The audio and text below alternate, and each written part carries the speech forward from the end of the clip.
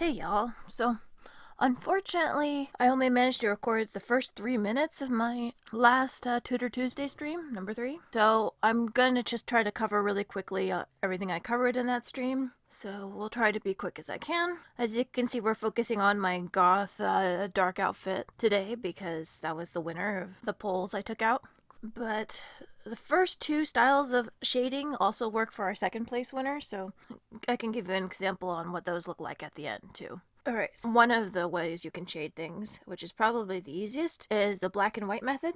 As you can see, everything is very sharp, and you can definitely keep it this way. There's a certain comic series that slips my mind that does their shadows like this, and it usually is pretty darn dramatic.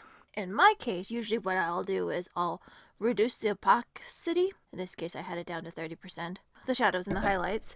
But instead, since they're transparent, you can also see the color underneath them.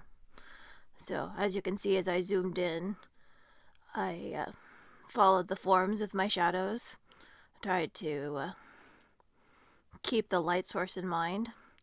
When I was doing the light source for this first one, black and white, I was having the idea that the light was coming from the upper left here, but really what I should have done was left upper light, because her highlights on her eyes here are both kind of representative of the light coming down from the upper right rather than the upper left. And as you can see, I added a sparkle onto the sword for funsies. But this method also kind of makes things seem much more synthetic, unless you're very careful about carefully nudging in lines. Like you can kind of see I did that with the hair up here. The highlights, I kind of carefully put it in. And you'll notice I'm much more light-handed with the highlights than I am with the shadows, because the highlights should be your absolute lightest color, and your shadows should be your darkest. So when I was doing the shadows before I reduced the opacity, I had my highlights here as white and my shadows as black. But we will return back to the 30%. That's the first style of shading.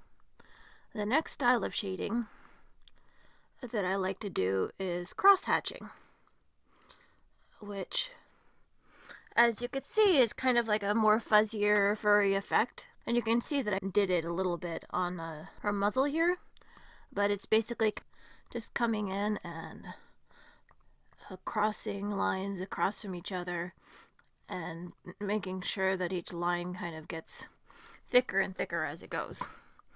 The more directions you have, the more darker the hatch gets. And it kind of gives it a little bit of a rough look.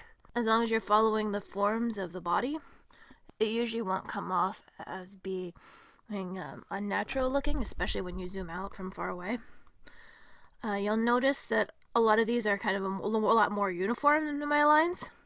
That's because Clip Studio Paint thankfully has a hatching tool right here that you can come in, and they have a ×1, a ×4, and then for tone scraping, which all kind of act as a shading tool.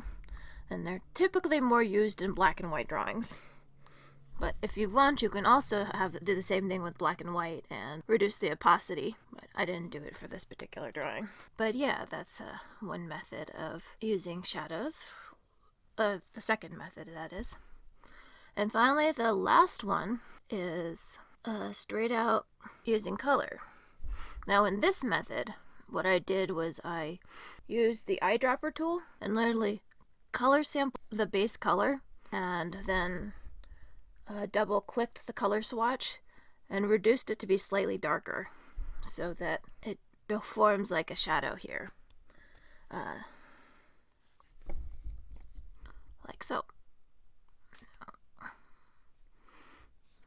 One around, and I did that with highlights as well.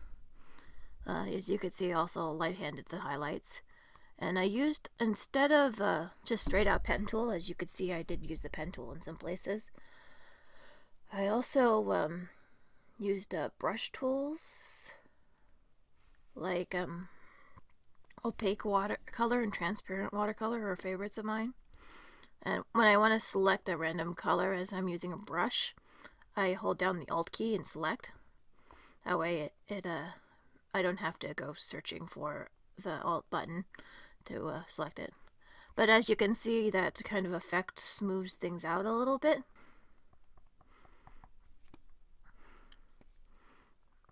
Makes it look like it's a more of a natural 3D shadow as opposed to a synthetic that somebody has drawn. And I want to keep in mind too that when you have shadows on synthetic things like clothes, the shadows that come underneath it might actually be more sharp.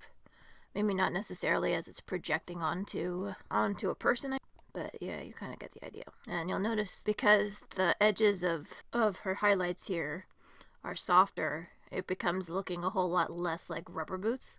I mean, still kind of like rubber boots, because when you get a very bright color next to dark ones, it kind of gives it a little bit of a rubbery look, but it looks a little bit more like it could be like maybe a polished leather or something. But, you know, magical girl stuff. It doesn't have to be real to life color. So, second place outfit, which I did not do for the color, was in fact the blue outfit here. So as you can see, black and white also works over that, because it's still black and white, still coloring over it. And the hatching as well, just black. I didn't use any white for white hatching because it didn't look right. But when I go into the color, because I didn't color sample anything from the outfit, you're just getting that kind of like reddish colors from a red outfit, so obviously that doesn't work. But it still kind of gives it a little bit of a 3D effect, like maybe there's a red light on her somewhere, at least just as far as her outfit goes. The rest of her is normal. But that's basically shading. Hope you gained some new skills from this, or new perspectives if possible. And I think I'm going to leave it at that. Feel free to leave any questions you might have in the comments, and have a delightfully awkward day.